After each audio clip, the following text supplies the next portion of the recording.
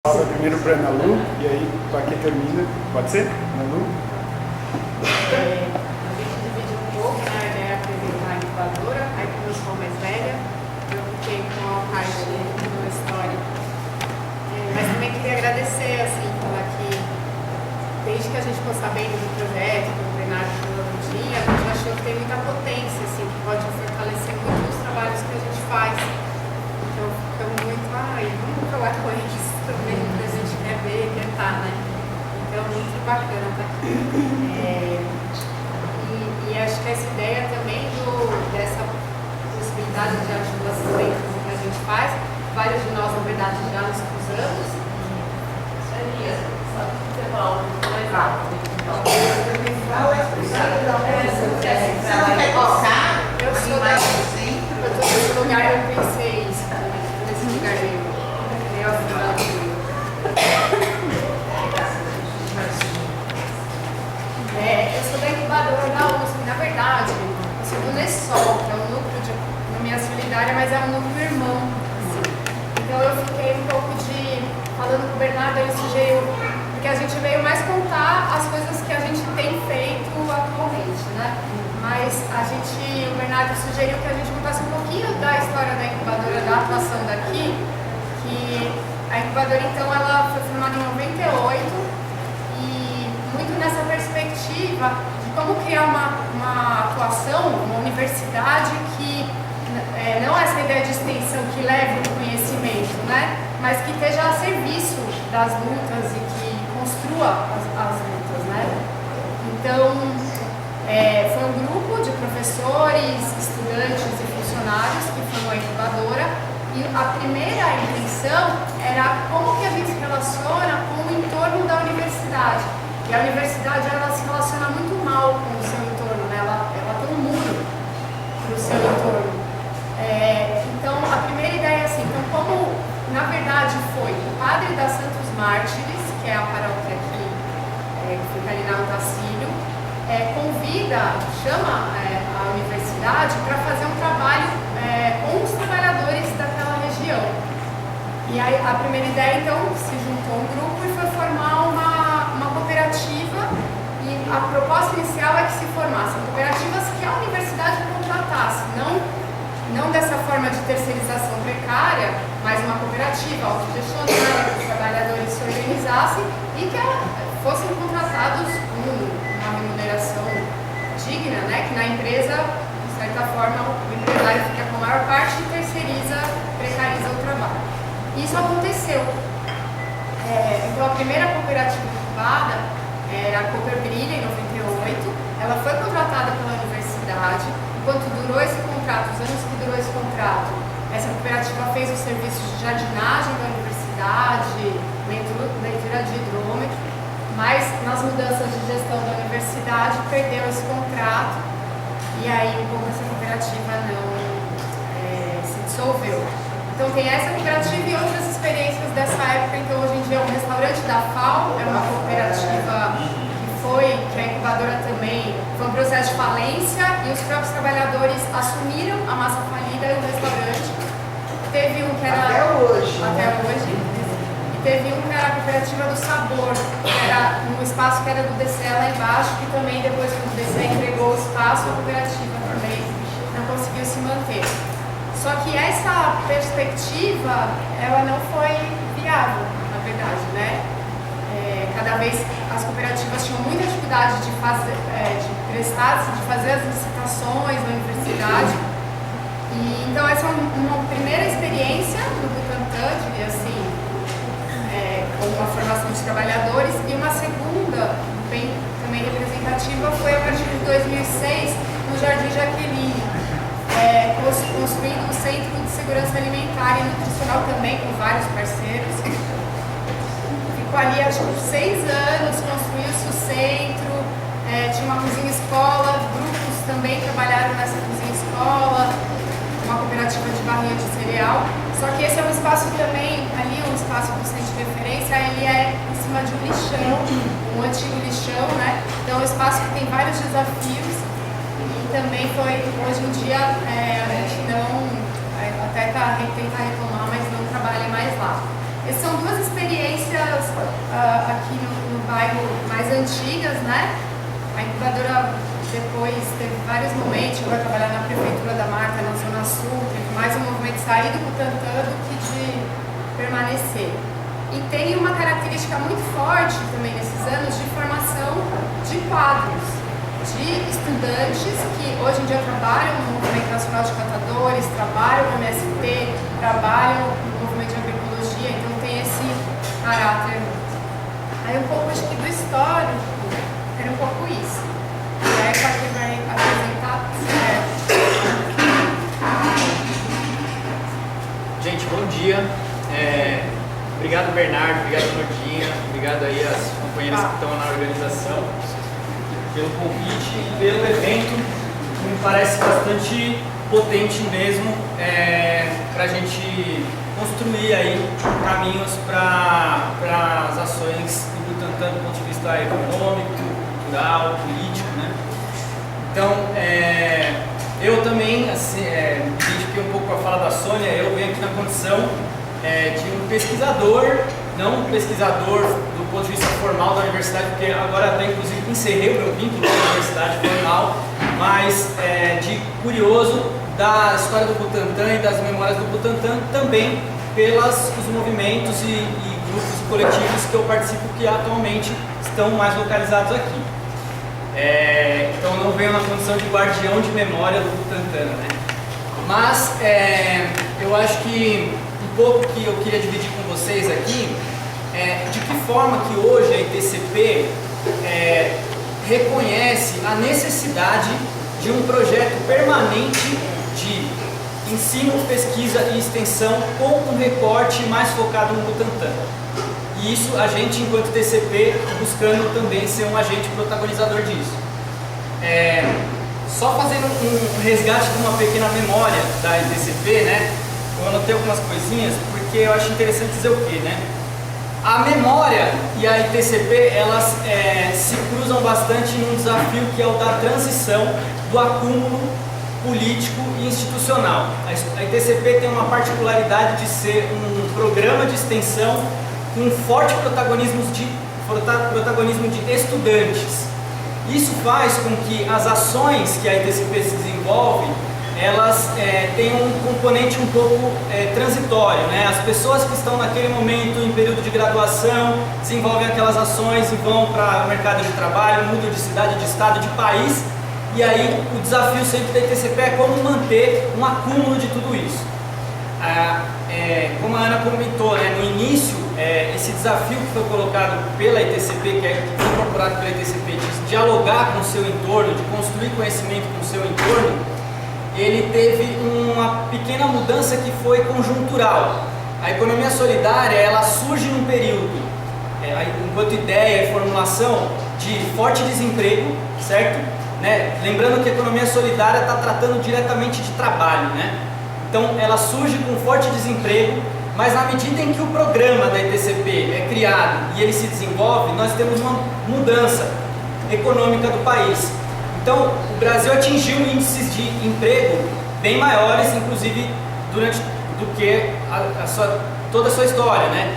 E isso fez com que a opção política da ITCP em fomentar a economia solidária para as pessoas em maior desvantagem no mercado, focasse suas ações nas áreas mais periféricas da cidade e também acompanhada de alguns programas de políticas públicas que estavam sendo desenvolvidos. Então a gente teve um período no Brasil de políticas de economia solidária a nível nacional, estadual e municipal. O exemplo da Prefeitura da Marta é bem importante, né? Foi o período onde teve mais formadores na incubadora, um número enorme de formadores. Mas era algo que, do ponto de vista do recorte territorial da atuação, ele era mais expandido. Com a mudança de conjuntura política e econômica, o que a gente percebeu foi, primeiro, os cortes de políticas públicas que deram condições para a incubadora fazer a sua atuação. Porque dentro da universidade não há uma estrutura sólida institucional.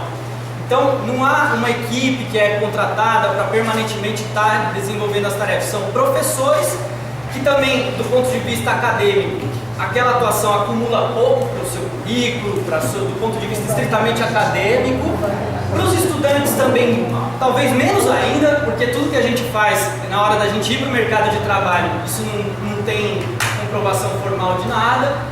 Então é da boa vontade e da militância política que a incubadora sobrevive.